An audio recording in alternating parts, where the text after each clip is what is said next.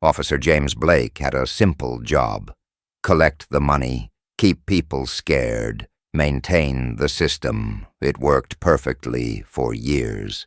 Every business paid their protection fees, every complaint disappeared, every threat was silenced, until he walked into the wrong auto shop.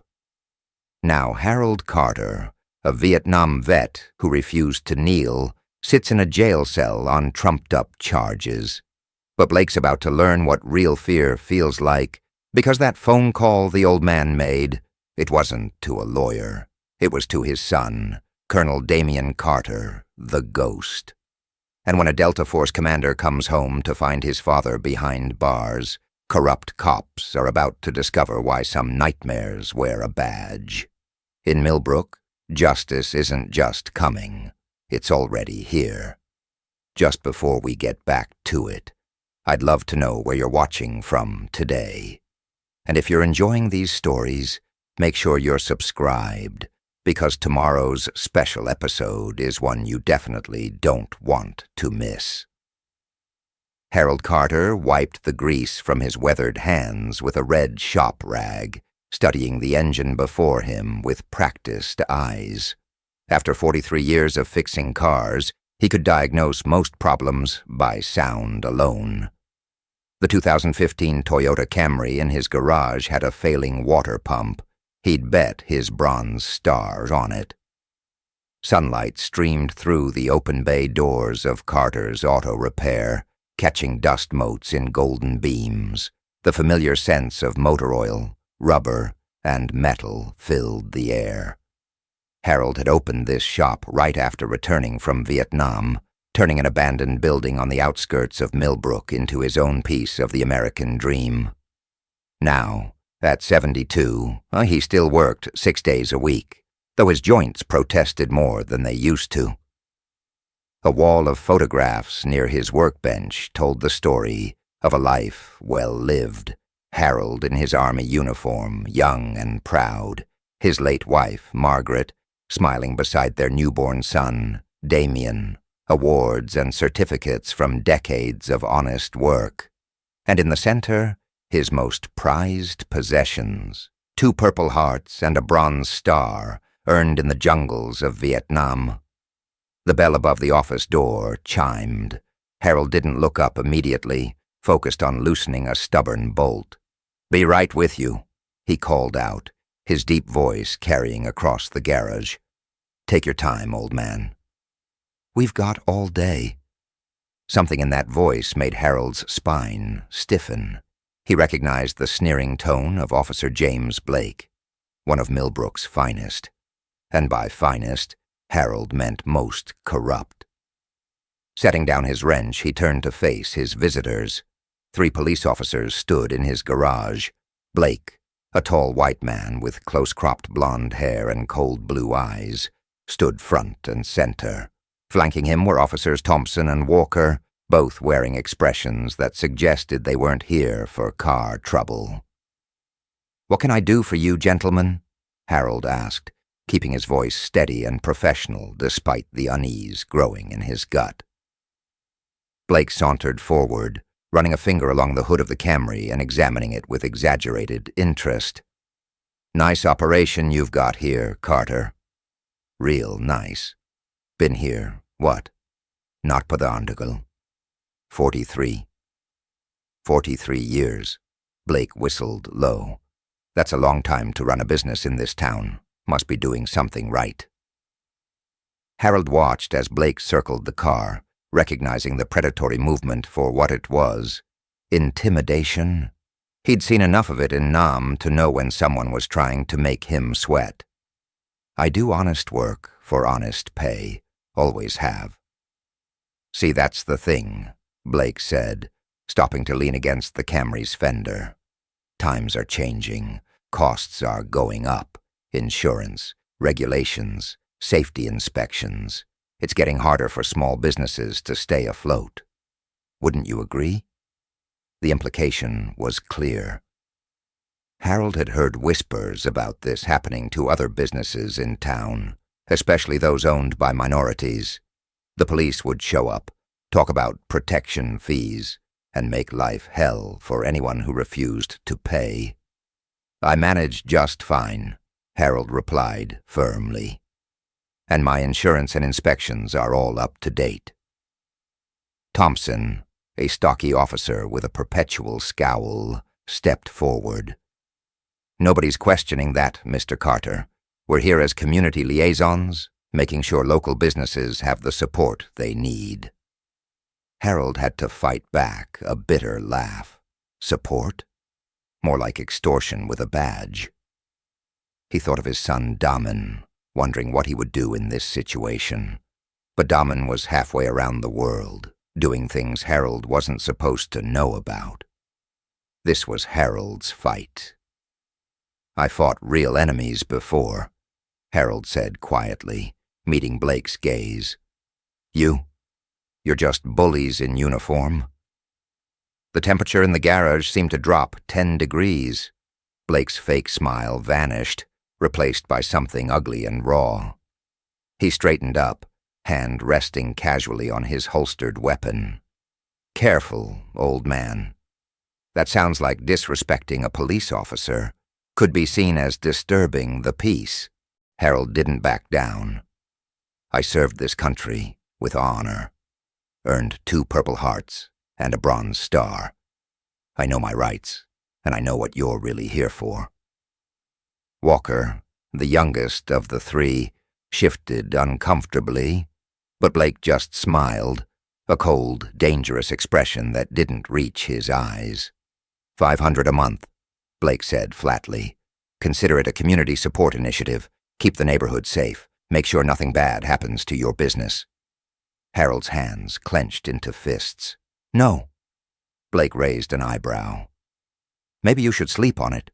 Think about what could happen to a place like this. Cars are complicated machines. Lots of things can go wrong. Fires start. Windows break. Would be a shame if something happened and emergency services were delayed in responding." The threat hung in the air like smoke. Harold thought of all he'd built here.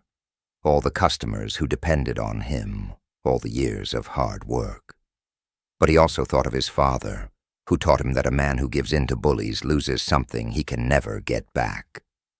"Get out of my shop," Harold said, his voice carrying the same authority it had when he commanded men in combat. "Unless you're here for actual police business, we're done." Blake's face darkened. He stepped close to Harold, using his height advantage to loom over the older man. "You're making a mistake, old man, a big one." "The only mistake," Harold replied evenly, "was thinking you could intimidate me. I've stared down real killers, men who believed in something, even if it was wrong. You're just a thug with a badge." The officer's hand tightened on his weapon, but Harold didn't flinch. For a long moment, the 2 men locked eyes, Harold steady and unflinching, Blake's burning with barely contained rage. Finally, Blake stepped back. "Let's go, boys.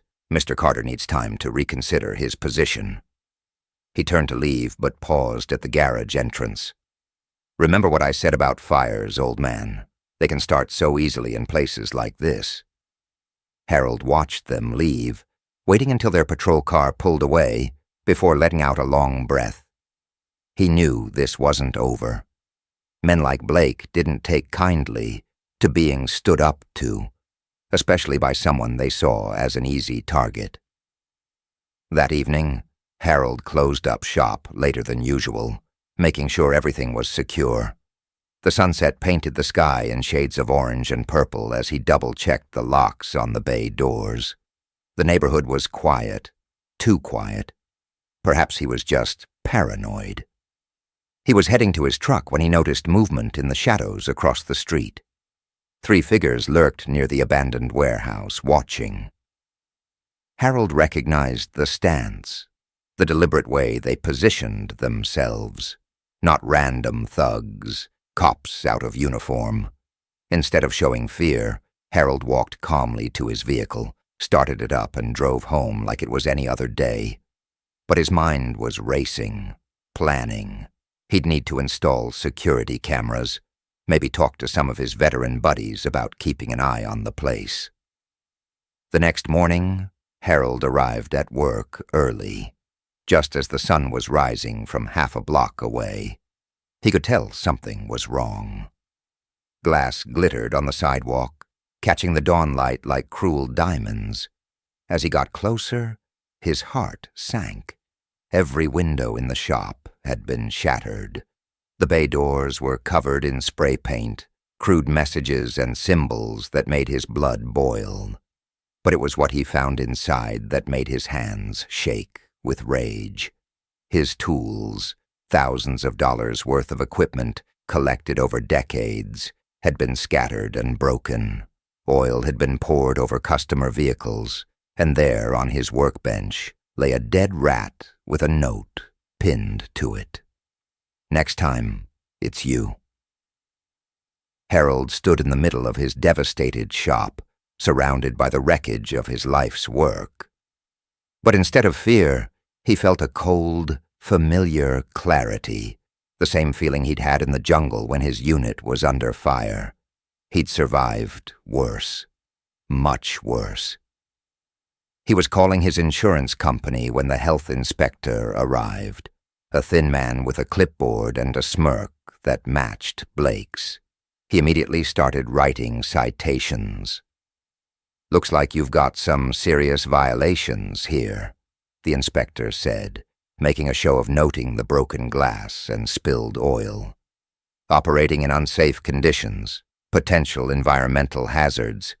I'm going to have to shut you down until these issues are addressed." Harold knew the game. The inspector was as dirty as the cops, part of the same corrupt system. But he also knew that fighting back directly would only give them what they wanted, an excuse to arrest him. So he drove to the police station to file a report, documenting the vandalism and threats. He knew they wouldn't do anything, but he needed the paper trail. What he didn't expect was to find Blake waiting for him in the lobby. "Well, well," Blake drawled. "Look who's here to cause trouble." "I'm here to file a report," Harold said firmly. "My business was vandalized last night." "Is that right?" Blake's smile was all teeth. "Funny how things like that happen when people don't appreciate police protection. But from what I hear, you've got bigger problems. Health violations, safety concerns. Might be best to just sell the place. I know some people who'd give you a fair price." Harold felt his temper rising, but kept his voice level. "I'd like to speak to your supervisor." "Disturbing the peace again, Mr. Carter?" Blake's hand went to his cuffs, making unfounded accusations against law enforcement, resisting an officer's lawful commands. Before Harold could react, Blake had him against the wall, cuffs snapping around his wrists. The older man didn't resist. He knew better than to give them an excuse for more violence. "Harold Carter," Blake announced loudly. "You're under arrest for disturbing the peace, resisting arrest, and making threats against a police officer." Other cops watched as Harold was fingerprinted and photographed, his dignified face forced to stare straight ahead for a mugshot. None of them intervened. None of them seemed surprised. In his cell, Harold sat quietly, thinking of all the men he'd served with who died believing in justice and freedom, thinking of his son, who carried on that fight in shadows most people never saw. He was allowed one phone call. Harold knew exactly who to call. The phone rang 3 times before. It was answered. Despite the distance and encryption scrambling the connection, Harold would know that voice anywhere. "Dad, what's wrong?" "Son," Harold said quietly, "I need your help. Remember what you always said about bullies in uniform?" There was a pause, and when Damien spoke again, his voice had changed, becoming something cold and focused, like a weapon being drawn.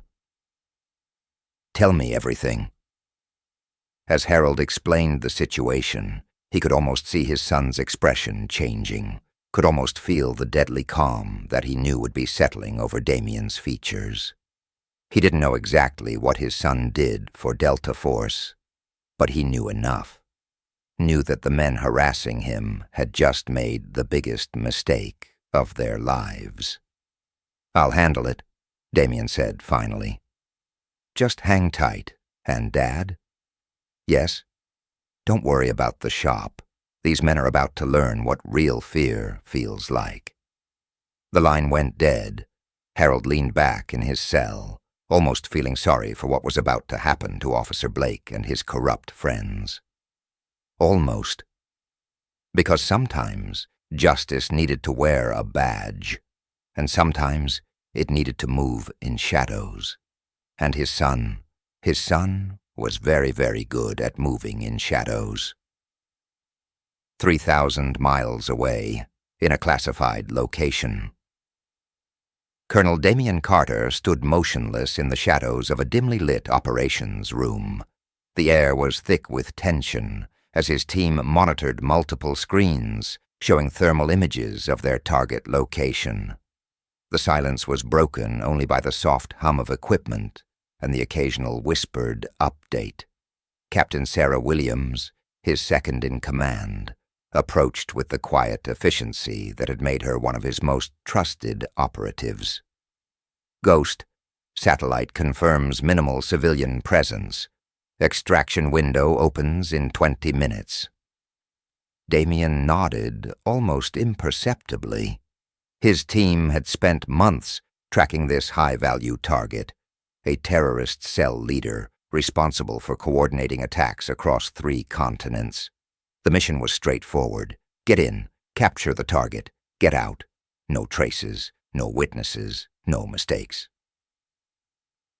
"Team check." Damien's voice was low but carried natural authority. One by one his squad leaders responded, their voices calm and measured in his earpiece. "Alpha in position." "Bravo ready." "Charlie team locked and loaded." "Delta standing by." The operation was proceeding exactly as planned. Damien had earned his nickname, the Ghost, through countless missions like this, precise, silent, lethal when necessary. His reputation in Delta Force was almost mythical. Some said he could move through laser security without breaking a beam. Others claimed he once eliminated an entire enemy compound without firing a single shot. The truth, as always, lay somewhere in between. Then, Lieutenant Mark Foster, their communications specialist, suddenly raised his hand. "Sir, incoming secure call, priority Alpha." Damien's expression didn't change, but something in his gut tightened. Priority Alpha meant family. "Patch it through." The familiar voice of his father filled his earpiece, and in that instant, Damien's world shifted. As Harold described the situation, the corruption, the threats, the arrest, his teammates watched his demeanor transform. The Ghost wasn't just a call sign, it was a state of being. Right now, they were witnessing something new. Cold, focused rage. "Understood." Damien's voice carried an edge that made several veteran operators exchange glances. "I'll handle it." After ending the call, he turned to Captain Williams. "Sarah, tactical command is yours. Complete the mission. I'm wheels up in 30. Williams stepped forward, concern evident in her expression. "Sir, what's happened?" Damien's gaze was like ice. "Some cops in my hometown just made a terminal mistake. They laid hands on my father." The room fell silent. Everyone present knew Damon's background, raised by a Vietnam veteran who taught him everything about honor, duty, and standing up to bullies. They'd also seen what happened to people who crossed certain lines with their commander. "Take whatever you need," William said, already understanding that nothing would stop him. "We'll clean up here." Damien moved with practiced efficiency, gathering minimal equipment. He wouldn't need much. His most lethal weapons had always been his mind and training. Before leaving, he paused at the command station. "Lieutenant Foster, get me everything you can on the Millbrook Police Department. Full background checks, financial records, communications, everything. I want to know who's dirty and how deep it goes." Foster's fingers were already flying across his keyboard. "On it, sir." "You want me to contact our DOJ liaison?" "Not yet. First, I need to understand the battlefield." As Damien prepared to leave, Sergeant Jason Taylor, a veteran operator who'd served with him for 8 years, approached. "Boss, you want backup on this?" Damon considered the offer. Taylor was rock solid, dependable in any situation, but this was personal. Number, keep the team intact for the operation. This is something I need to handle myself. The next few hours were a blur of secure communications and rapid transit. Damien called in markers from his extensive network, people who owed him favors, others who simply respected or feared him enough to help without questions. A military transport was quickly arranged, no questions asked. During the flight, Damien reviewed the preliminary intelligence Foster had gathered. The Millbrook Police Department's corruption ran deeper than simple extortion. There were connections to organized crime, money laundering operations, and possible ties to international drug cartels. Officer James Blake was just the visible face of a much larger problem. Damon's tablet lit up with a secure message from Foster. "Sir, you need to see this. Blake's got protection from higher up, local politicians, judges, maybe even state level. This goes beyond dirty cops." A thin smile crossed Damien's face. Good. The bigger they were, the harder they'd fall. As the transport neared American airspace, Damon received another update from Williams.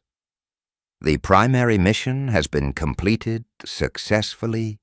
Target captured, no casualties, no traces left behind, just as you'd trained them." "Thank you, Sarah," he said. "Keep the team ready. I might need resources if this escalates." "Already on it, Ghost.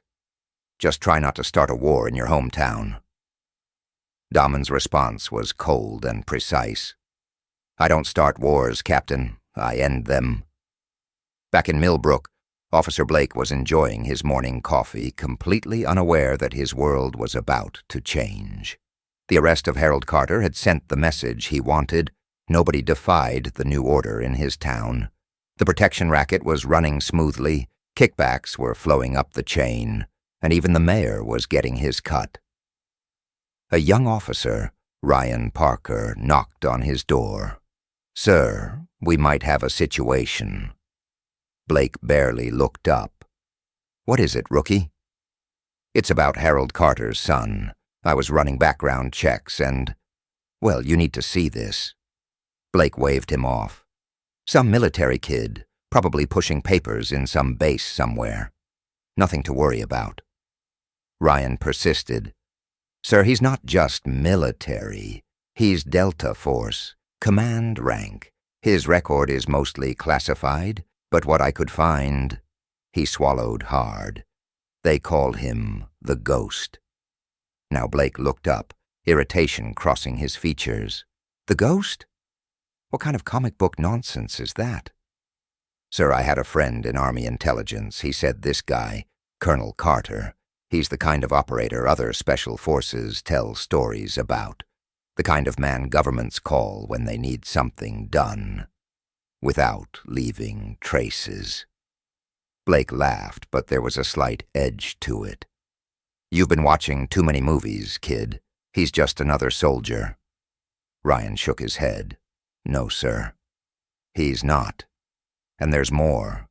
The FBI just requested all our body cam footage from yesterday. DOJ is asking questions about our arrest procedures." Internal Affairs called twice this morning. The coffee cup stopped halfway to Blake's mouth. What? It's like someone flipped a switch. Every agency that could cause us problems is suddenly very interested in Millbrook. Blake set his cup down slowly, a cold feeling settling in his stomach. He reached for his phone, dialing a number he rarely used. After 3 rings, a gruff voice answered. "This better be important, Blake. We might have a problem. That old man we arrested yesterday, his son." The voice cut him off. "If his son is who I think he is, you need to disappear. Tonight." "What? Come on. He's just—" "Listen carefully, you idiot. I've seen this man's work. You don't understand what you've stepped in. Get out of town, change your name, and pray he doesn't find you." The line went dead, leaving Blake staring at his phone. For the first time since he'd put on a badge, real fear began to creep into his mind. Across town, Harold sat in his cell, waiting patiently. He knew his son well enough to understand what was coming. Not violence, at least not yet. First would come the pressure, the subtle dismantling of corrupt systems, the quiet gathering of evidence. Damien had learned early that the most effective weapon wasn't always a gun. The cell door opened, and a nervous-looking desk sergeant appeared. "Mr. Carter, you're being released. All charges have been dropped." Harold stood slowly, dignity intact. "Any particular reason?" The sergeant wouldn't meet his eyes. "Orders from above. Your personal effects are at the desk, and there's someone here to see you." Walking into the station lobby, Harold saw a familiar figure standing by the front desk.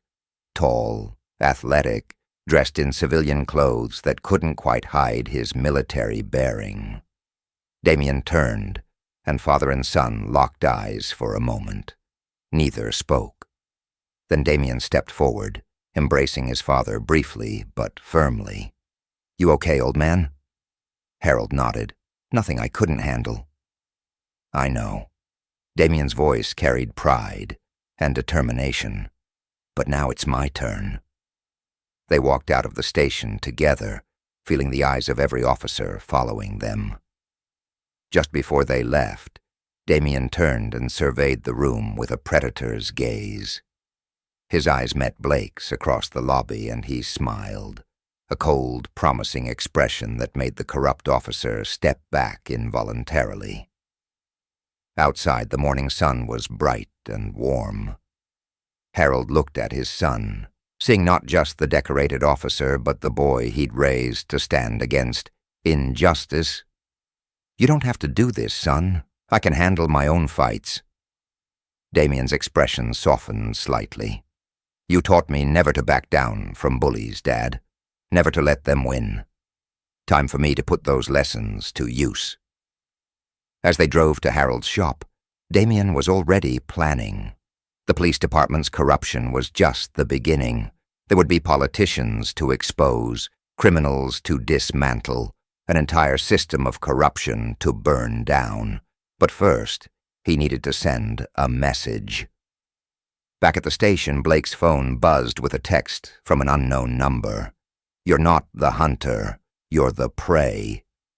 Looking out his window, he saw a military drone flying high above the police station, barely visible against the morning sky. In that moment, Blake realized he had initiated a war he couldn't possibly win. The ghost had come home, and Millbrook would never be the same. The morning after Damien's arrival, panic erupted within the Millbrook Police Department. Officer James Blake burst into Chief William Anderson's office without knocking, his face ashen.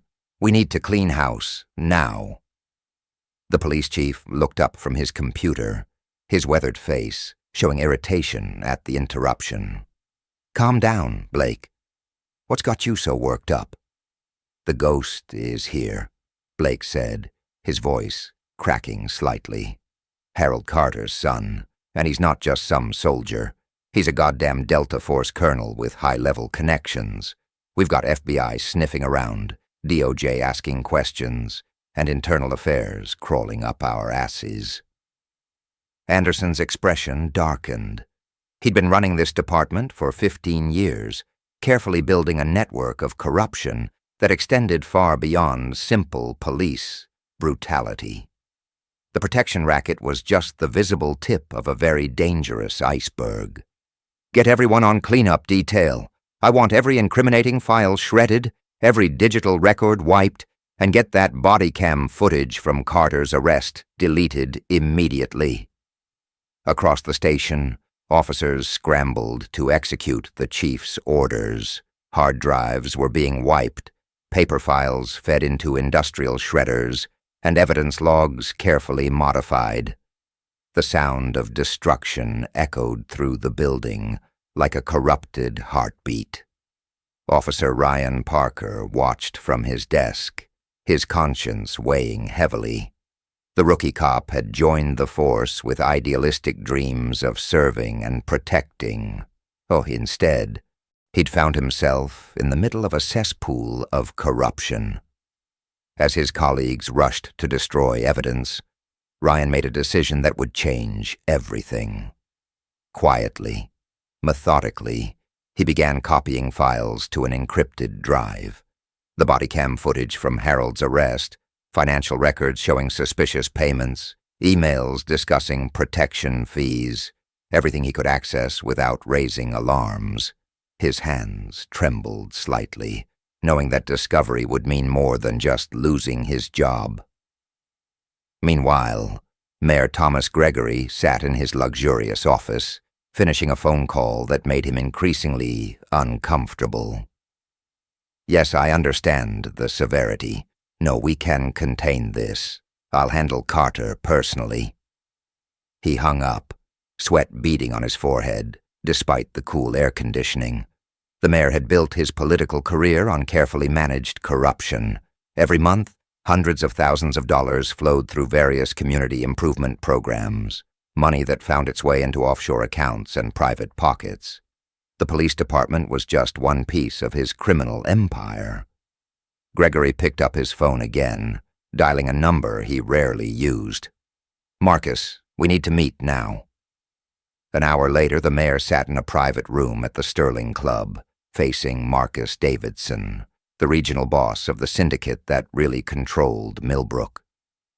Davidson was impeccably dressed in a tailored suit that couldn't quite hide the predator beneath. "This better be important, Thomas," Davidson said, sipping expensive scotch. "I don't like emergency meetings." "We've got a situation with the Carter case," Gregory explained, trying to keep his voice steady. "His son." "I know about the son," Davidson cut him off. "Colonel Damon Carter, the ghost." He set his glass down carefully. "Do you have any idea what you've stumbled into?" "He's just one man," Gregory protested weakly. Davidson laughed, a cold, empty sound. "Just one man? Let me tell you about just one man. 3 years ago, a cartel boss in South America thought he was untouchable. Had an army of mercenaries, political protection, the works. This one man went in alone. When he left, the entire operation was dismantled. Everyone involved, either dead or in custody. No traces, no witnesses, no loose ends." The mayor's face paled. "What do we do?" "You? You pray." Davidson stood up. "I'm pulling our direct operations out of Millbrook temporarily," he added, seeing Gregory's panicked expression. "Let things cool down. And Thomas, don't call me again until this is resolved." Back at the police station, Blake was personally overseeing the destruction of evidence when Officer Ryan approached his desk. "Sir, the FBI is asking for specific files. If we don't provide them..." "We'll tell them the system crashed," Blake snapped. "Technical malfunction. Lost everything from the past week." Ryan nodded carefully. "Yes, sir. And the physical evidence? The photos from Carter's shop?" "Being handled as we speak." Blake turned away, dismissing the rookie. What Blake didn't know was that Ryan had already secured copies of everything. The young officer had grown up in Millbrook, watched his community suffer under corrupt leadership. Now, he had a chance to make things right. As evening approached, Ryan made his way to Carter's Auto Repair. His heart pounded as he parked his personal vehicle a block away, checking carefully for surveillance. The shop was closed, but light spilled from beneath the bay doors. He found Harold and Daman inside, discussing repairs to the vandalized equipment. Both men turned as he entered, Daman's hand moving slightly toward his hip before relaxing. "Officer Parker," Harold said quietly. "Didn't expect to see you here." Ryan swallowed hard. I have something you need to see." He pulled out the encrypted drive. Everything they're trying to hide, financial records, body cam footage, emails, it goes way deeper than just harassment. Daman stepped forward, studying the young officer with intense eyes. "Why?" "Because this isn't what I signed up for," Ryan answered honestly. "This town deserves better." A small smile crossed Daman's face, the first genuine one since he'd returned home. "You're right, it does." He took the drive, then handed Ryan a secure phone. "You're going to be our inside man. Think you can handle that?" Ryan straightened his shoulders. "Yes, sir." As Ryan left, Harold looked at his son. "Can we trust him?" "We'll see," Daman replied. "But my instincts say yes, and we need eyes inside the department." The next morning, Blake arrived at work to find a single playing card on his desk, the ace of spades, with a message written in precise handwriting.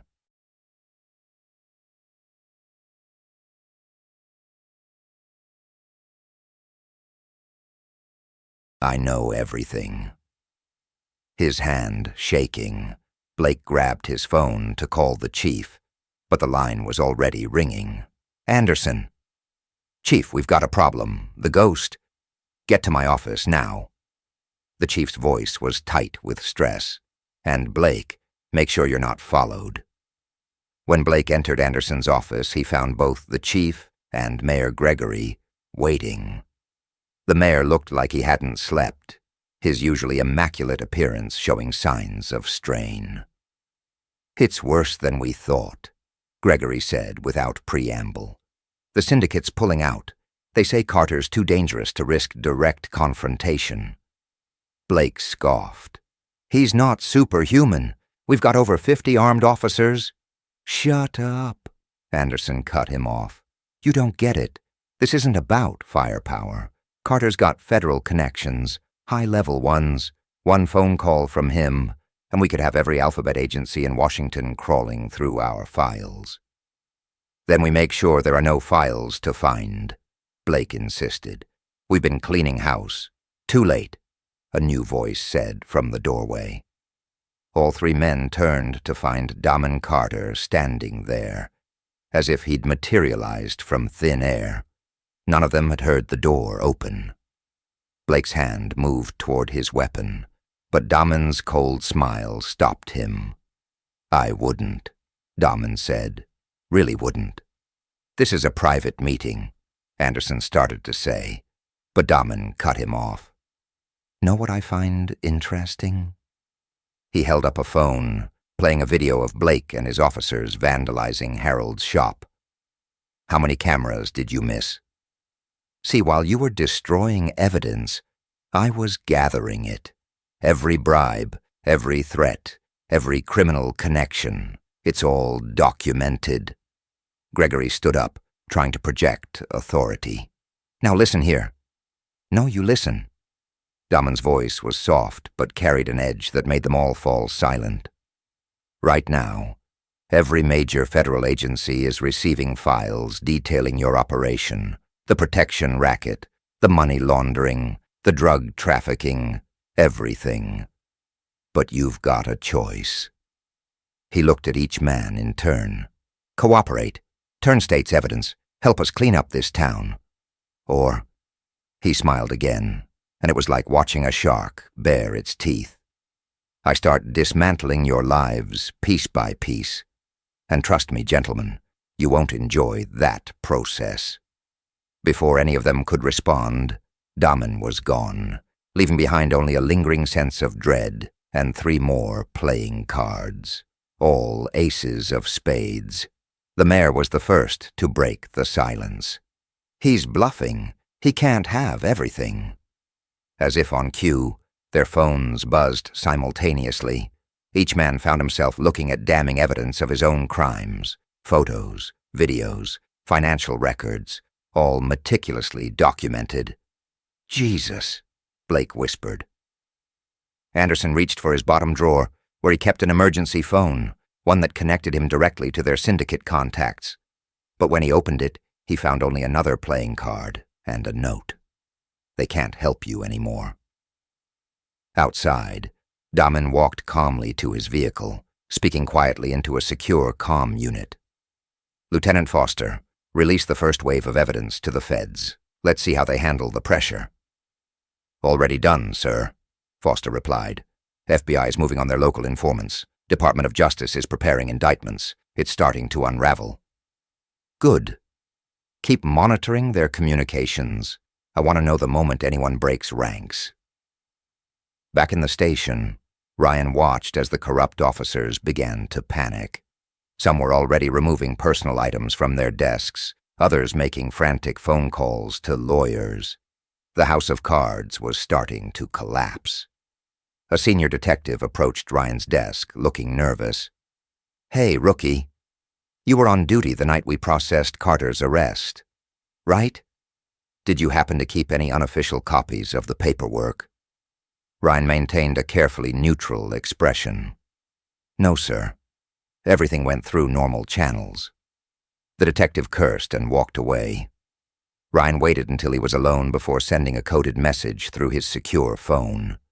They're getting desperate, starting to turn on each other. Across town, Harold worked on fixing his vandalized shop, but now he had help. Word had spread about what happened, and customers, many of whom he'd served for decades, showed up with tools and materials.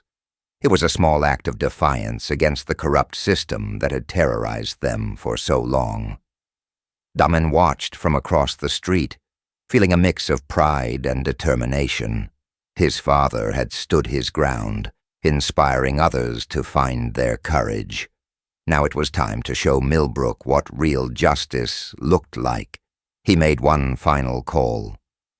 "Captain Williams, I'm going to need that contingency package we discussed. Things are about to get interesting here." "Already en route, Ghost," Williams replied. "Try not to start a war." Damen smiled, watching as more evidence of corruption appeared on news sites and social media. The truth was spreading like wildfire, and no amount of covering up could stop it now. "Too late, Sarah," he said quietly.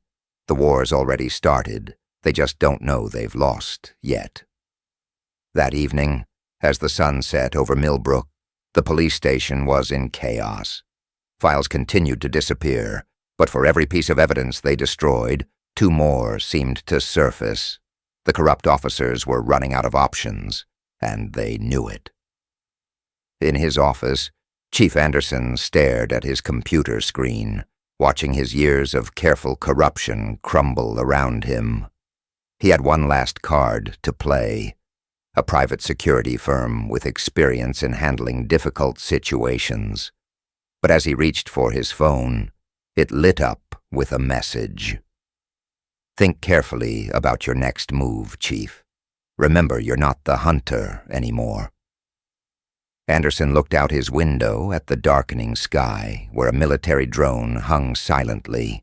Watching the game was over. They just hadn't admitted it yet. The early morning light cast long shadows across Carter's auto repair.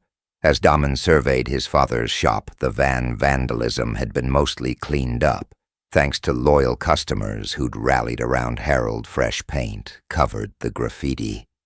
New glass replaced the shattered windows, and the garage was alive with the familiar sounds of tools and engines. Harold was beneath a lifted truck, his voice carrying from under the vehicle, "Hand me that torque wrench." "Would you, son?" Damien located the tool and passed it to his father's outstretched hand. The simple act brought back memories of childhood learning about endless responsibility and the value of honest work. But now, watching his father work, Damien noticed the slight stiffness in Harold's movements, the lingering effects of his rough treatment at the police station. "You know, they're watching the shop," Harold said, matter-of-factly, sliding out from under the truck. His eyes flickered to the unmarked police car poorly concealed down the street. Damon's lips curved in a slight smile. "Let them watch, they're not the only ones." Gathering intelligence throughout Millbrook, a complex web of surveillance was already in place. Lieutenant Foster had remotely accessed the town's traffic cameras. While military-grade sensors monitored police radio frequencies, every move Blake and his corrupt officers made was being recorded, analyzed, and added to the growing mountain of evidence. The bell above the shop door chimed. Both men turned to see Rachel Turner, a local journalist, entering the garage. She was young but carried herself with the confidence of someone who'd earned her reputation the hard way. "De Carter." She nodded to Harold, then turned to Damon Colonel. "I was hoping we could talk." Damon studied her carefully. Foster's background? Check had come back clean. Rachel was one of the few local reporters who tried to expose the department's corruption, though previous attempts had been quickly suppressed. "What would you like to know?" "Miss Turner," she pulled out a recorder. "I've been investigating the police department for months. Extortion evidence, tampering connections to organized crime. But every time I got close to proving anything, my sources would disappear or evidence would vanish." "Sounds frustrating," Damon replied neutrally. "It was until yesterday," Rachel's eyes lit up, "when someone anonymously sent me files documenting years of corruption, bank records, surveillance footage, internal emails, everything I needed but could never prove." Harold glanced at his son, who maintained a carefully neutral expression. "That must have been quite a discovery," Damien said it was. "But here's what interests me more."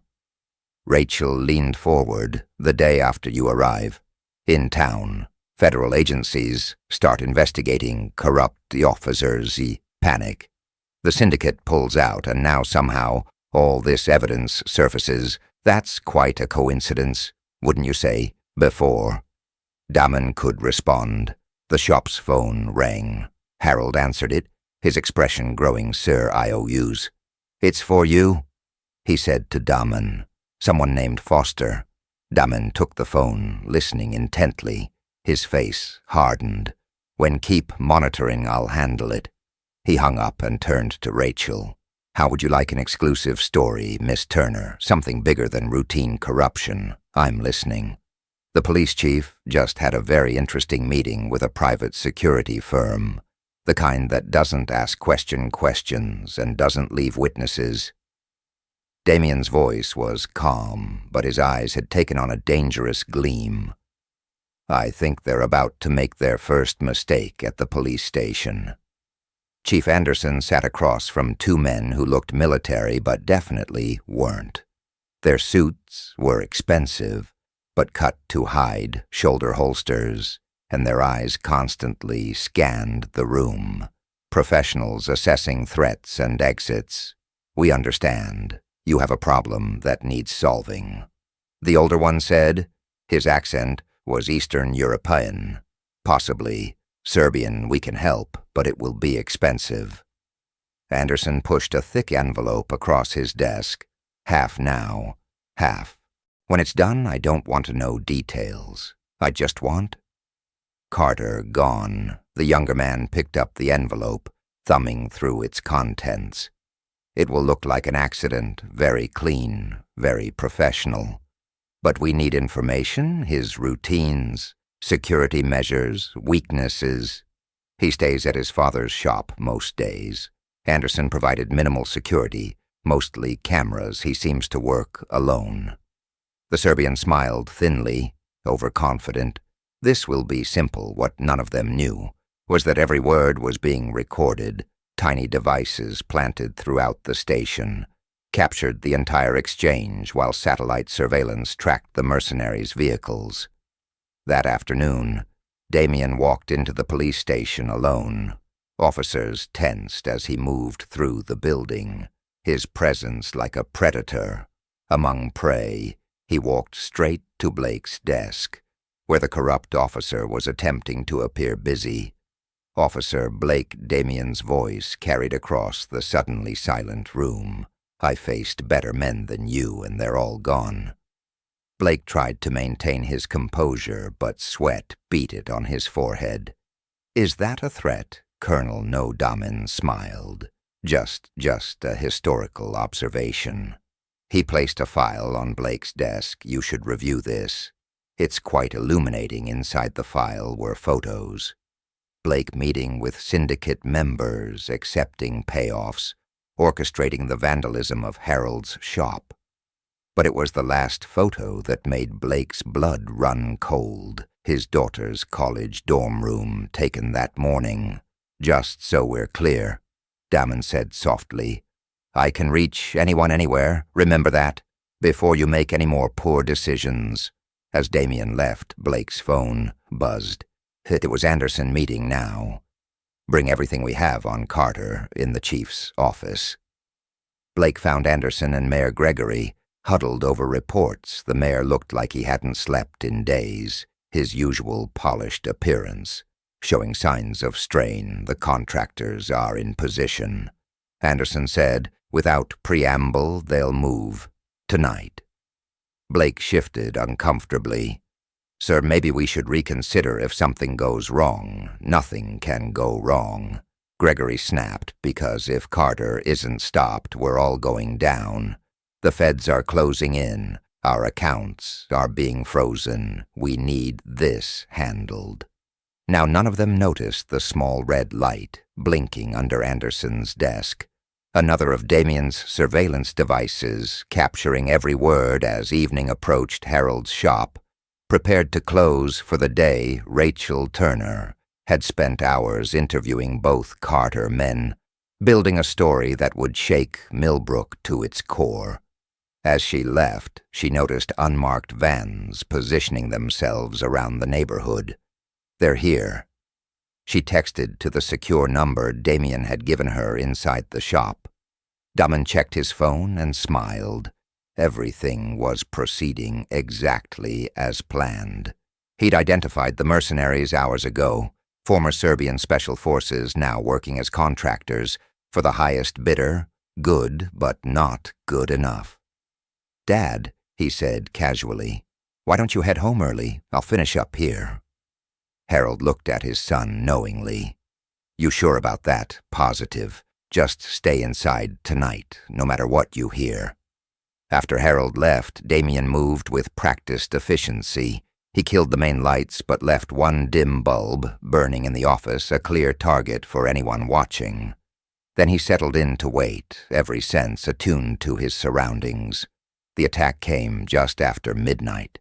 The mercenaries moved with professional skill, disabling the visible security cameras and approaching from multiple angles. They breached the side door with minimal noise, their weapons equipped with suppressors. The shop appeared empty, the office light spilling across vacant workspace. The team leader hand signaled his men to spread out, checking corners and blind spots. That's when everything went wrong. The infrared sensors they relied on suddenly became useless. The entire shop was hot heat, signatures everywhere. Their radio communications died, replaced by static. And in the darkness, something moved. The first mercenary disappeared without a sound. The second had time for a muffled gasp before he was gone. The team leader spun around, weapon ready, but he was fighting blind. His trained instinct screamed danger, but he couldn't pinpoint the threat. "Where are you?" He whispered into the darkness everywhere. Damon's voice seemed to come from all directions and nowhere. The remaining mercenaries began to panic, firing at shadows, but they were professionals. They should have known better than to fire blindly. Each muzzle flash gave away their position one by one. They were neutralized, no killing blows, but precise strikes that left them unconscious.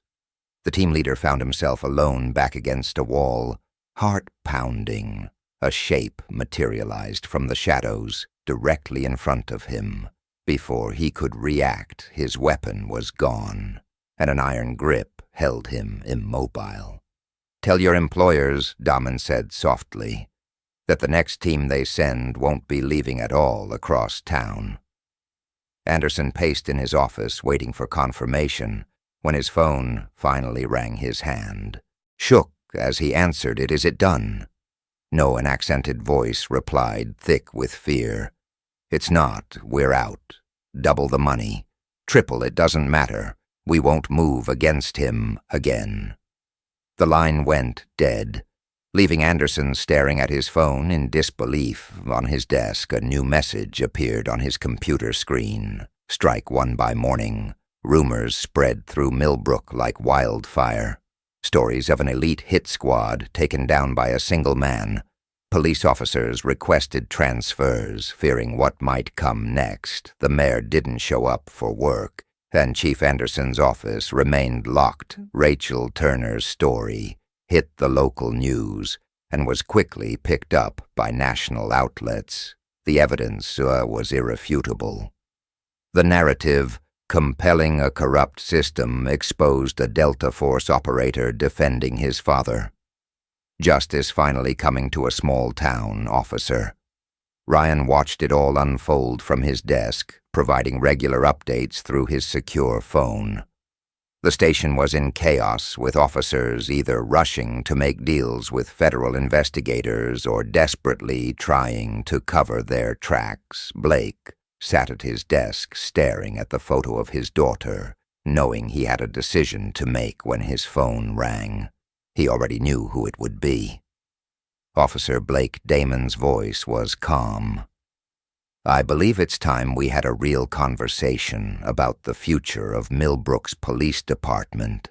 Are you ready to make the right choice?" Blake looked around the station at the corrupt system he'd helped build, at the fear in his colleagues' eyes, at the wreckage of his career. Finally he spoke. "What do you need to know in Harold's shop?" Damien cleaned up the minimal damage from the night's activities while his father worked on a customer's car. Neither man spoke about what had happened, but Harold's small smile said enough. The war wasn't over, but the first major battle had been won. The corrupt power structure was cracking, its enforcers losing nerve, its leaders running scared.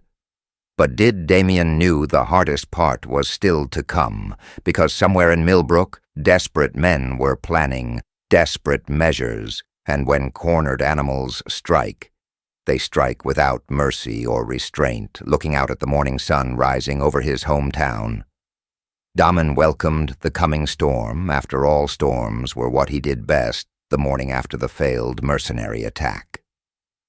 Millbrook Police Department was a powder keg of tension. Officers huddled in small groups, whispering about the night's events. The story had spread quickly. An elite team of contractors had gone after Colonel Carter and disappeared into the night. When they resurfaced hours later, they were broken. Men refusing to speak about what had happened. Officer James Blake sat at his desk, staring at his computer screen, without seeing it. The photo of his daughter haunted him, not because it was threatening, but because it represented everything he stood to lose. Years of corruption, of taking bribes and enforcing protection rackets, had seemed justified when he told himself it was for her future. Now that same future was at risk. His secure phone, the one used for syndicate business, buzzed with a message from Chief Anderson. Emergency meeting.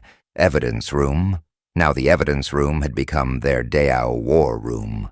Since Damien's arrival, as Blake entered, he found Anderson and several other senior officers already there. Faces grim in the fluorescent light, the body cam footage is gone. Anderson announced without preamble, not just deleted. Someone uploaded it directly to the FBI servers. They have everything from Carter's arrest. A heavy silence fell over the room. That footage didn't just show Harold's wrongful arrest. It captured years of systematic corruption, with officers openly discussing bribes and threats. How someone asked the system was locked down. How doesn't matter. Anderson snapped, what matters is damage control. We need to. He was cut off by the sound of his phone ringing. The caller ID showed Mayor Gregory's number. Where the hell have you been? Anderson demanded, putting the call on speaker. Listen carefully. Gregory's voice was shaking. The feds just raided my house. They have everything. The accounts, the offshore transfers, the syndicate connections. They're coming for all of us. Before anyone could respond, the evidence room door opened. Officer Ryan Parker stood there, his young face serious. Chief, there are federal agents in the lobby. They're asking for you. Anderson's face went pale. Stall. Them. He turned to his officers. Destroy everything now. But as they moved to comply, every computer screen in the room suddenly came to life, displaying the same message. Too late. Across town, Damon sat in Harold's office watching multiple feeds on his laptop. Lieutenant Foster's voice came through his earpiece. Sir, the mayor wasn't lying. Doge just launched a major operation. They're moving on multiple locations simultaneously. Good, Damien replied. Monitor the department's communications. I want to know the moment anyone tries to contact the syndicate. Harold looked. Up from his paperwork? You're enjoying this, aren't you? Damon allowed himself a small smile. Just making sure justice is served, Dad. Harold's eyes twinkled. That's why you had your team set up that light show with their computers for justice. Psychological warfare. Damon corrected, but his smile widened slightly. Sometimes the best weapon is fear itself. Their conversation was interrupted by Rachel Turner, who burst into the office without knocking. You need to see this, she said, holding up her phone. A breaking news alert scrolled across the screen. FBI raids, Brook City Hall Mayor Gregory. Missing Damon's expression didn't change, but his eyes hardened when 20 minutes ago. Sources say he slipped out just before the agents arrived, but that's not all. Rachel's eyes were bright with reporters' excitement. Remember those financial records you provided? They don't just implicate the mayor and police. They lead straight to Thomas Lynch. Harold sat up straighter. Lynch was a notorious cartel leader who'd managed to stay untouchable. Despite years of federal investigations, his organization had been pulling strings in Millbrook for years, using the corrupt police force to protect their operations. Lynch won't take this. Lying down, Harold warned. No, Damon agreed. He won't. He touched his earpiece. Foster, I need everything we have on Lynch's local operations, and get me. Captain Williams within an hour. Damon's prediction proved correct. 3 black SUVs pulled up outside a warehouse on the outskirts of town. One of Lynch's many front operations, the cartel leader himself, stepped out, surrounded by heavily armed security, through surveillance cameras. Damon watched as Lynch met with Chief Anderson and several high-ranking officers. The audio feed was crystal clear. This has gone too far. Lynch's voice was cold. Carter needs to be dealt with permanently. Anderson shifted nervously. The contractors failed. The contractors were amateurs. Lynch cut him off. I'm talking about serious measures. My people are already in position. What Lynch didn't know was that his people had been compromised hours ago. Captain Williams and her team had intercepted the cartel's advance force before they could establish themselves. The only ones left were those in the warehouse, and they were about to get a surprise. Damien's phone buzzed with a text from Officer Ryan, Federal Task Force, moving in ETA 5 minutes. Perfect timing. The raid was swift and precise. FBI tactical teams breached the warehouse from multiple entry points. While local SWAT units secured the perimeter, Lynch and his men barely had time to react before they were surrounded. But the cartel leader had won one more card to play if I go down. Lynch announced calmly, "Every piece of evidence I have on this department's activities goes public. Every crime, every payoff, every cover-up, or your careers aren't just over. You'll all die in prison." Anderson and his officers looked at each other, weighing their options. That's when Blake stepped forward too late. He said, pulling out a badge that wasn't from the Millbrook PD Federal Task Force. "I've been undercover for the past year, documenting everything." The shock that rippled through the room was palpable. Lynch's face contorted with rage as he realized he'd been outmaneuvered. What followed was chaos. Lynch's security team opened fire, turning the Wee House into a war zone. Federal agents returned fire while Anderson and his corrupt officers tried to flee through it all. Blake maintained his cover story, a fiction Daman had created just hours earlier. The truth was simpler. A corrupt cop who'd finally chosen to do the right thing helped, along by the realization that his daughter's future would be better served by justice than by blood money. The gunfight was over quickly. Lynch was taken into custody, along with Anderson and most of the corrupt senior officers. A few managed to escape in the confusion, but their faces were already being circulated to law enforcement agencies. Nationwide, back at Carter's Auto Repair, Daman Watch the aftermath unfold through various feeds. Rachel Turner was already on scene, documenting everything. Her story would run nationally, by morning exposing the full scope of Millbrook's corruption. "Think it's over?" Harold asked, bringing his son a cup of coffee. "Not yet." Daman replied. Lynch was just the visible part, theirs. Still his phone buzzed urgently. Foster's voice came through tense. "Sir, we've got movement at the mayor's estate. Multiple vehicles. He armed men. They're not police or federal agents." Daman was already moving the mayor's, making his play. He's afraid Lynch will talk, so he's bringing in his own cleanup crew. He checked his weapons. "Get me satellite coverage and alert the FBI already done." "But, sir, there's something else we intercepted. Communications, suggesting they're not just after the mayor. They're coming for you and your father." Harold, who had been listening, picked up a shotgun from behind his desk. "Let them come." "No," Daman said firmly. "You're getting to safety. I've got a safe house ready." He made a call, "Officer Ryan, time to earn your promotion. I need you to escort my father somewhere." Minutes later, Ryan arrived in an unmarked car as Harold reluctantly got in. He grabbed his son's arm. "Be careful. These aren't corrupt cops or cartel thugs. If the mayor's calling in his real muscle, I know." Daman smiled grimly. "That's what I'm counting on." As Ryan's car disappeared into the night, Daman prepared for what was coming. The mayor's estate was a fortress, but every fortress had weaknesses, and after years of operating in shadows, Daman knew exactly how to exploit them.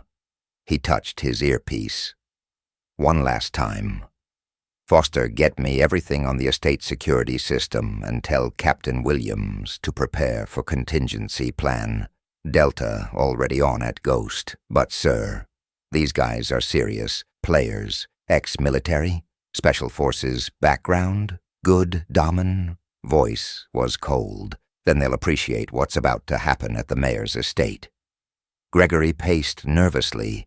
In his study outside, professional killers patrolled his grounds, ready to eliminate anyone who threatened to expose his operation. But as he stared out into the darkness, he couldn't shake the feeling that he was no longer the predator, he was the prey. His phone rang a number he didn't recognize. With trembling hands, he answered, "Hello, the men you hired." Damien's voice was calm, almost conversational. "They're good, ex-Delta Force, some CIA contractors, the kind of people who know how to make problems disappear." Gregory's mouth went dry. "How did you? But here's what you don't know about them," Damien continued as if the mayor hadn't spoken 3 years ago. "I commanded their unit in an operation they'd rather forget. They know exactly who they're up against, as if on cue, the estate's lights went out." In the sudden darkness, Gregory heard his security team's radio channels erupt with static. "Last chance." Damien's voice was softer now. "Surrender to the FBI or learn why they call me the Ghost." Gregory looked out his window again in the moonlight. He could see security team moving with increasing desperation, searching for a threat they couldn't find one by one. The lights around the estate winked out each darkness, accompanied by a muffled sound that might have been a highly trained operative, discovering why some legends were better left unchallenged. The mayor's nerve broke with shaking hands. He dialed the FBI's number as federal agents swarmed the estate. They found the mayor's security team zip-tied and unconscious, their weapons disabled of the Ghost himself. There was no sign. The next morning, Millbrook awoke to headlines that would change the town forever. The mayor in custody. The cartel's operation exposed a corrupt system, finally brought to justice at Carter's Auto Repair. Harold returned to find his shop untouched, his son calmly, drinking coffee as if nothing had happened. "The mayor?" Harold asked, singing like a bird, to the feds. Damon replied, along with Lynch and most of the department.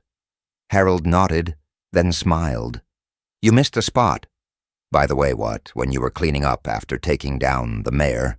It's squad, there's still some dirt on your boots."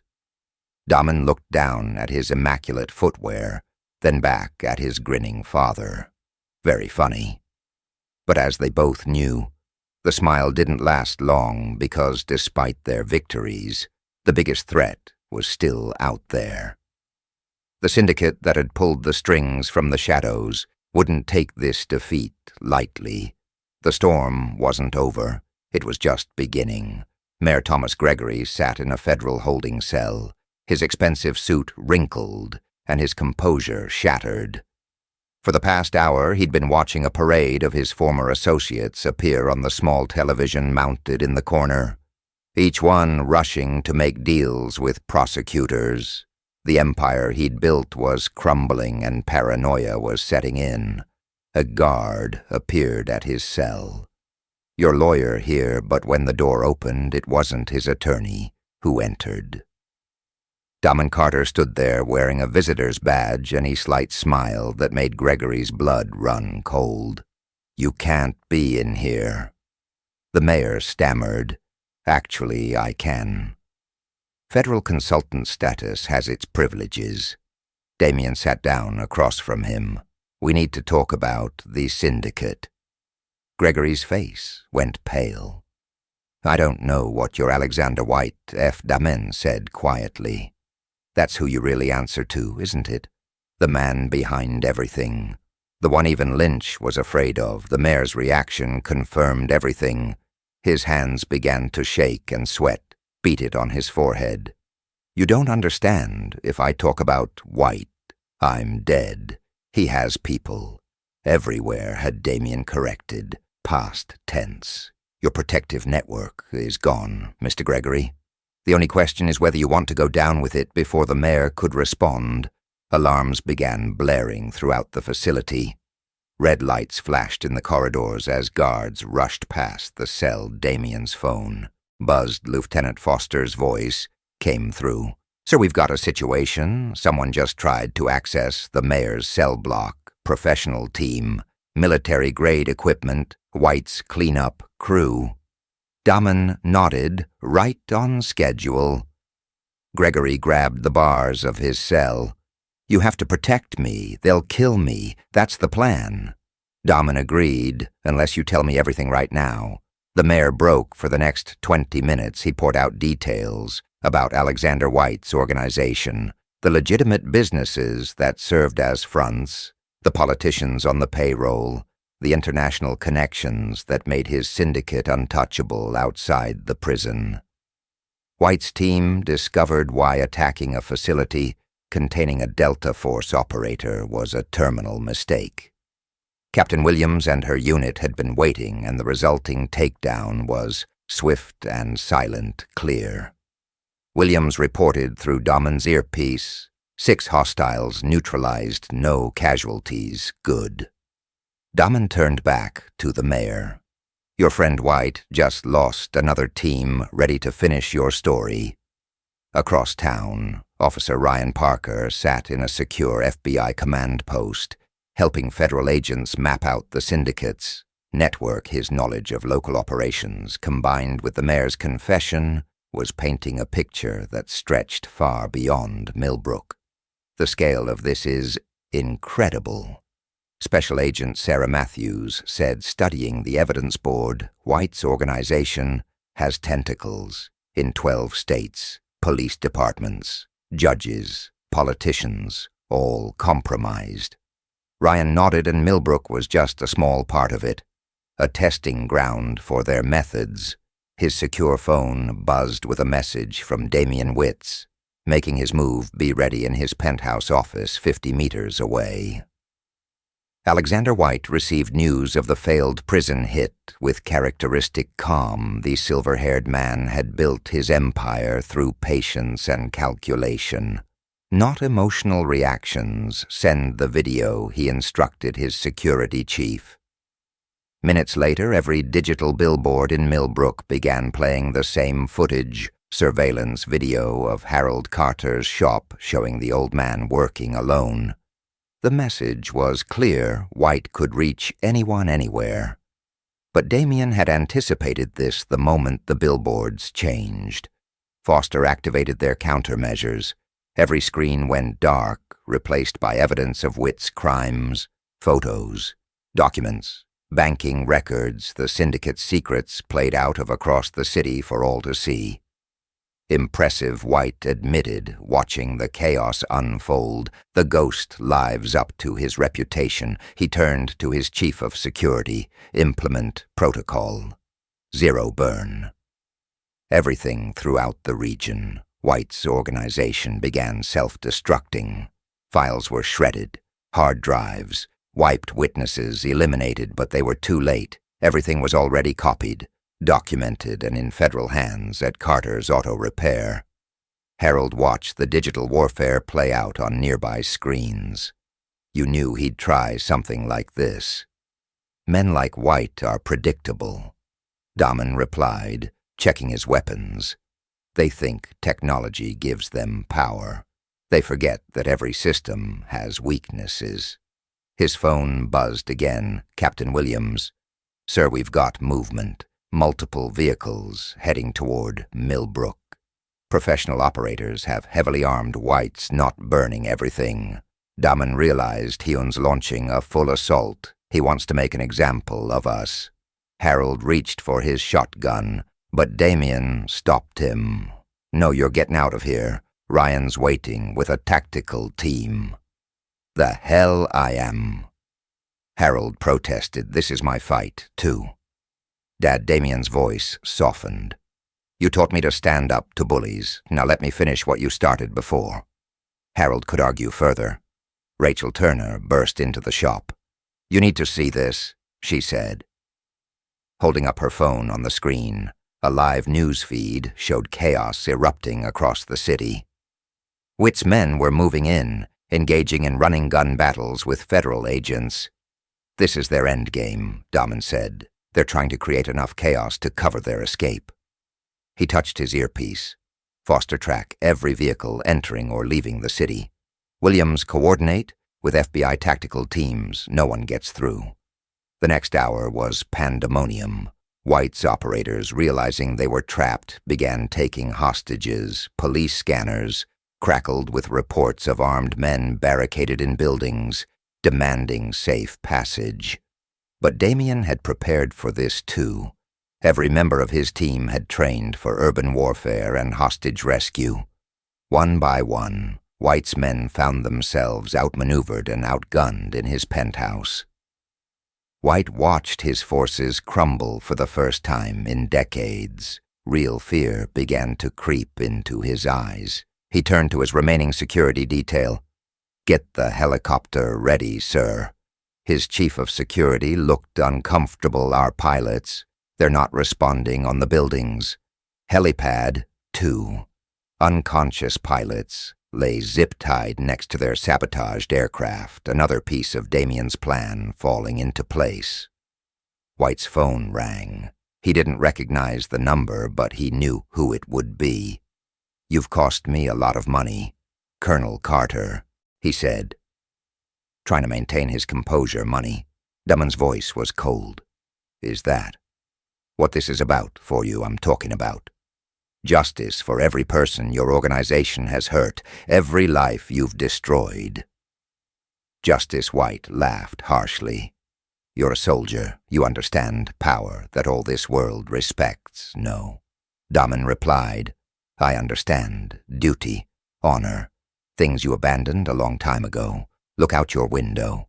White moved to the floor, to ceiling glass in buildings across the street. Red laser dots appeared on his chest. Sniper teams perfectly positioned. "It's over?" Damon continued. "Your men are captured or dead. Your organization is exposed. The only question is whether you want to survive the next 30 seconds. For a moment, White stood perfectly still. Then slowly he reached for a hidden panel in his desk. "You're right about one thing, Colonel," he said quietly. "It is over." The explosion rocked the entire floor. White had chosen suicide over capture, taking his remaining security team with him. But he'd forgotten one crucial detail. Everything in his office, including his hidden files, was fireproof, as federal agents swarmed the burning building. Damien coordinated the final cleanup. Throughout Millbrook, White's remaining forces were surrendering, realizing their organization was finished. Officer Ryan's voice came through the radio. "Sir, we've got the last group cornered at the old warehouse district. They're asking to negotiate. No negotiations." Damon replied, "They surrender unconditionally, or they don't surrender at all." The standoff lasted barely 10 minutes. White's men seeing federal helicopters circling and tactical teams moving in Cho survival over loyalty to a dead man at Carter's auto repair. Harold watched the news coverage with a mixture of pride and concern his son had done. What seemed impossible dismantled a criminal empire that had seemed untouchable, but as the adrenaline faded, a new worry set in. "What happens now?" he asked as Damien returned. "White might be gone, but there are others like him." "Yes," Damon agreed, "there always will be. But today, we showed them something important." He smiled slightly, that sometimes the monsters in the shadows should be more afraid of what's hunting them. Special Agent Matthews arrived with a team of federal agents looking both impressed and slightly wary. "Colonel Carter, we've recovered White's files. The amount of corruption we're uncovering, and it's going to take years to process everything." "Then you better get started," Damon replied, "because this isn't just about Millbrook anymore. This is about sending a message to every corrupt official, every criminal organization, every person who thinks they're above the law." Rachel Turner was already typing furiously on her laptop. Her exclusive story taken shape. "The public needs to know everything," she said. "No sanitized version, no political spin, the whole truth. They'll get it." Damon assured her, every detail, every name, every crime. Let them see what happens when good people finally stand up to bullies. As evening fell over Millbrook, the city began to heal. The gunfire had stopped, the hostages were safe, and the first wave of arrest was beginning. Federal agents led corrupt officials away in handcuffs. While news helicopters circled overhead, Officer Ryan, now acting police chief, after the department's purge, coordinated with FBI teams to cure evidence. His commitment to justice, proven under fire, had earned him the respect of federal authorities. We'll need to rebuild the entire department, he told Damen. New training, new policies, new leadership. "Yuk do fine," Damen replied. "Just remember what my father taught me. Integrity isn't about following rules. It's about doing what's right, even when no one's watching." Back at the shop, Harold finished working on a customer's car, refusing to let the day's events disrupt his routine. As he closed up for the night, he found his son standing in the doorway. "You know, this isn't really over," Harold said quietly. "No," Damien agreed. "White's organization had connections. We haven't uncovered yet. People who want revenge, let them come." Harold's voice was firm. "Weck be ready."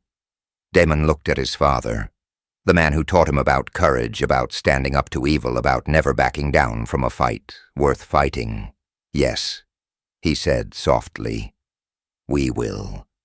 As night settled over Millbrook, the city felt different. The air was clearer, the shadows less threatening. Citizens walked the streets without fear, knowing that justice had finally come to their town. But in secure facilities across the country, intelligence analysts were already processing. Wits recovered files. New names emerged. New connections were mapped, and new threats took shape. The war wasn't over. It was just moving to a larger battlefield, and somewhere in the darkness, the ghost was waiting. The federal courthouse in Millbrook had never seen anything like this news. Vans lined the streets, their satellite dishes reaching toward the morning sky like mechanical flowers. Journalists from across the country crowded the steps, each hoping to capture the moment when one of America's largest corruption cases began. Inside, Harold Carter adjusted his tie, the crisp fabric of his dress uniform still fitting perfectly. After all these years, his bronze star and purple hearts caught the fluorescent light as he waited outside the courtroom. The prosecution had chosen him as their first witness, the spark that had ignited this firestorm of justice. Damen stood beside him, his own dress uniform drawing respectful glances from passing federal marshals. "You ready for this?" "Dad Benny, ready for 40 years, Harold replied quietly. "Time these people answered for what they've done to our town." The courtroom door opened and Rachel Turner emerged, notepad in hand. "They're about to bring in the defendants. You should see this." Inside, the scene was unprecedented. 3 rows of defendants filled the space. Former Mayor Gregory, ex-police chief, Anderson Officer Blake, and dozens of other corrupt officials behind them sat Thomas Lynch, the cartel leader, whose empire had crumbled, his usual arrogance replaced by grim resignation. Judge Michael Harrison entered his reputation for incorruptibility. The reason he'd been chosen to preside as everyone rose, Harold noticed the judge's security detail was unusually large, a necessary precaution, given the reach of White's former organization. "Be seated," Harrison commanded. "Ladies and gentlemen, we're here to begin what will likely be one of the most significant corruption trials in recent history. The charges include racketeering, extortion, conspiracy, obstruction of justice, and numerous other federal violations." The lead prosecutor assistant, U.S. Attorney Rebecca Martinez, approached the podium. Her opening statement was measured but devastating. "Your Honor, what we will prove in this court goes beyond simple corruption." This is the story of an entire system designed to prey on innocent citizens, a system that turned law enforcement into criminals, public servants into extortionists, and nearly destroyed a community. But it's also the story of how that community fought back. She turned to the jury. Our first witness will be Harold Carter, a decorated Vietnam veteran whose courage, in standing up to this corruption, set in motion the events that brought us here today. As Harold took the stand, he could feel the weight of every eye in the courtroom. The defendants, high-priced lawyers, leaned forward ready to challenge every word Mr. Carter Martinez began. Please tell the court about the events of last month, beginning with the day Officer Blake entered your shop. Harold's voice was clear and strong as he recounted that first confrontation. He described the threats, the vandalism, his wrongful arrest, each detail adding another brick to the wall of evidence against the corrupt system. And why did you refuse to pay their protection money? Martinez asked. Harold's eyes met Blake across the courtroom. Because 40 years ago I fought for this country's principles, freedom, justice, the rule of law. I wasn't about to let some corrupt cops take that away from my community. The defense attorneys, Obed claiming inflammatory language, but Judge Harrison overruled them. He could see the jury was captivated by Harold's sincerity. Next came Officer Ryan Parker, his testimony particularly damaging because it came from inside the corrupt system. He described years of systematic abuse, illegal orders, and cover-ups. When he reached the part about secretly saving evidence of Harold's arrest, several defendants visibly slumped in their seats. And what made you decide to preserve this evidence? Martinez asked. Ryan's answer was simple but powerful. Because I became a cop to protect people, not prey on them. During a brief recess, Damen received an urgent message from Lieutenant Foster. Sir, we've got movement. Multiple known associates of White's organization have been spotted entering Millbrook. Keep them under surveillance. Damen replied, but don't move unless they make a play. We need this trial to finish back in session. The prosecution called their surprise witness, James Blake. The former officer had agreed to testify against his co-defendants in exchange for consideration during sentencing. As Blake took the stand, the other defendants shot him, looks of pure hatred. But Blake's focus was on his daughter seated in the gallery. Everything he was doing now was to give her a better future, one built on truth. Rather than corruption, Officer Blake Martinez began. Please tell the court about the organization's structure. How did the corruption work? Blake laid it all bare. He described how the protection racket fed into larger criminal enterprises, how evidence was routinely destroyed or falsified, how honest officers were pushed out or intimidated into silence. His testimony directly implicated Mayor Gregory in organizing the system, and Lynch, and providing cartel support during cross-examination. The defense tried to paint Blake as a desperate man lying to save himself. But his detailed documentation, preserved by Officer Ryan, proved impossible to discredit. The day's most dramatic moment came when Rachel Turner testified about her years investigating the corruption. She presented article after article that had been suppressed, witnesses who had been threatened, evidence that had mysteriously disappeared. Miss Turner Martinez asked what changed. Why were you finally able to expose this story? Rachel's eyes found Damien in the gallery. Because someone finally gave the good people of Millbrook the protection they needed to stand up and tell the truth. As she stepped down, one of the defendants, a former judge deeply implicated in the corruption, suddenly stood up.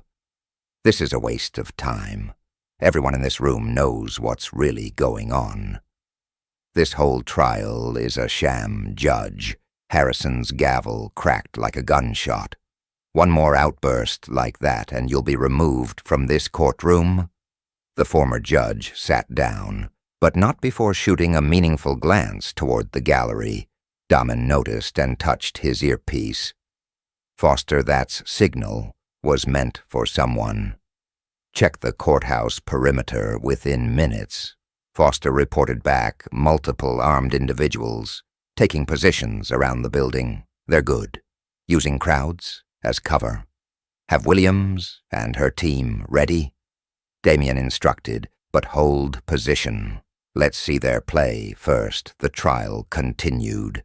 As the tension built, the prosecution presented financial records showing millions in illegal payments, surveillance footage of corrupt transactions, and recordings of incriminating conversations. During another recess, Damen spotted a familiar face in the crowd outside one of White's former lieutenants who had escaped the organization's collapse. Their eyes met through the courthouse window, and Damien saw the cold determination there. They weren't here to free the defendants. They were here to silence them. Ryan, Damien called quietly. The young officer approached. Get my father to the secure room. We prep. Prepared things are about to get interesting. Ryan nodded. Understanding the unspoken message, they had anticipated this, a last desperate attempt by White's remaining loyalists to prevent their secrets from being exposed in open court as the afternoon session began. Martinez called her final witness, an FBI forensic accountant who had traced the organization's financial network. But halfway through his testimony, the courthouse lights went out. In the momentary darkness, multiple things happened at once. The defendant's security team, secretly infiltrated by WH's men, drew weapons. Federal marshals responded, but the situation was chaos, or it would have been if Damen hadn't planned for exactly this scenario. Emergency lights snapped on, powered by independent generators. Every exit except the secure ones was already locked down, and White's men found themselves facing not just federal agents, but Captain Williams's elite team.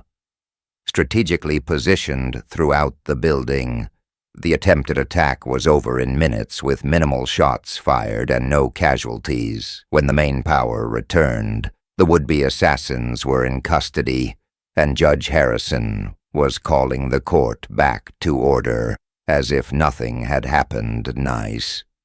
Damen muttered, knowing the captured men would lead them to more of White's hidden Ator.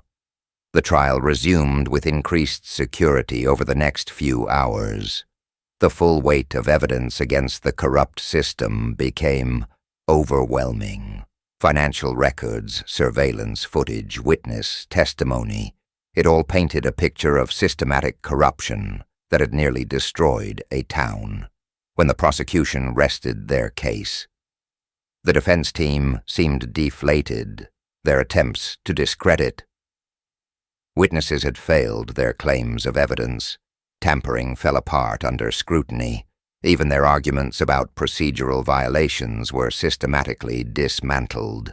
The jury took less than 4 hours to reach their verdict as Judge Harrison prepared to read it. Harold and Damen sat together in the gallery, watching justice finally arrive in Millbrook. Madam Forewoman, has the jury reached a unanimous verdict? We have, Your Honor. One by one. The verdicts were read guilty, guilty, guilty. Count after count, defendant after defendant. Mayor Gregory's face turned ashen. Chief Anderson seemed to age years and minutes. Lynch, the cartel leader, remained stoic, but his hands trembled slightly when it was done. Judge Harrison addressed the court. The depth of corruption revealed in this trial is unprecedented in this district's history. It represents not just criminal behavior, but a fundamental betrayal of public trust. His sentencing was equally historic. The major players, Gregory, Anderson, Lynch, and their key lieutenants, received life sentences. Others received lengthy terms. Based on their level of involvement, the message was clear. Systemic corruption would not be tolerated as the defendants were LED away. Blake stopped briefly near Harold. "I'm sorry," he said quietly. For everything, Harold studied the former officer, make it right by helping them clean up other departments. There are more towns like Millbrook out there outside the courthouse. Reporters swarmed for interviews. Rachel Turner's exclusive coverage had made her national figure with job offers from major networks pouring in. "Will you be staying in Millbrook?" she asked Daman as cameras rolled. "My work here is done," he replied.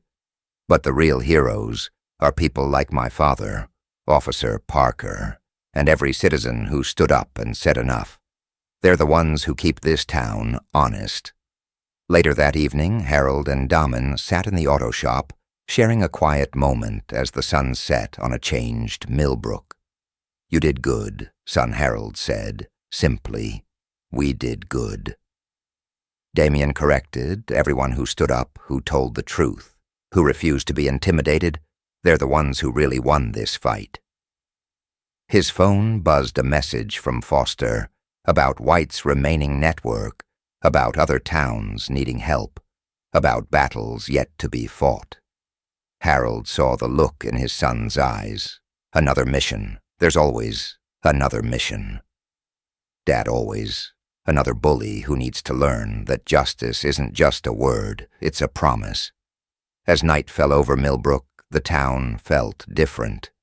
The shadow of corruption had been lifted, replaced by something powerful. Hope that one person's courage could spark a movement. Hope that justice, though slow, was ultimately unstoppable. And somewhere in the darkness, the ghost was preparing for his next battle. Because as long as there were people who abused power, as long as there were communities crying out for justice, he would be there, silent, watching. Ready, the morning sun cast long shadows across Millbrook's newly renovated police station as Ryan Parker was sworn in as the permanent chief of police. The ceremony was small but significant, a symbol of the town's rebirth after months of turmoil. Harold Carter stood in the front row, pride evident on his face as he watched the young officer who had helped save their community take his oath. I solemnly swear to serve and protect this community with honor, integrity, and dedication to justice. Ryan's voice carried clearly through the room, the badge pinned to his chest. Caught the light, not just a symbol of authority, now but a reminder of the responsibility that came with it. The small crowd included federal agents, local officials, and citizens who had stood up against corruption. Rachel Turner covered the event for her new national network position.